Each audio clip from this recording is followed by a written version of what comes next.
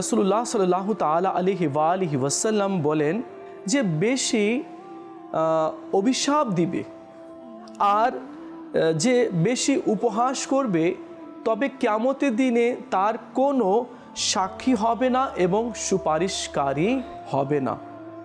এটা অনেক কিন্তু কঠিন একটি কথা রয়েছে, কঠিন কথা রয়েছে।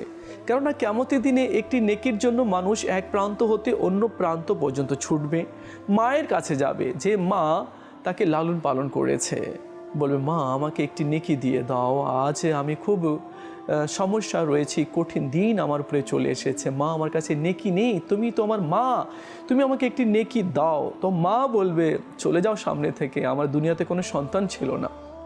তো এমন কঠিন দিনে না তার কোনো সুপারিশকারী হবে না কোনো সাক্ষী হবে। কার?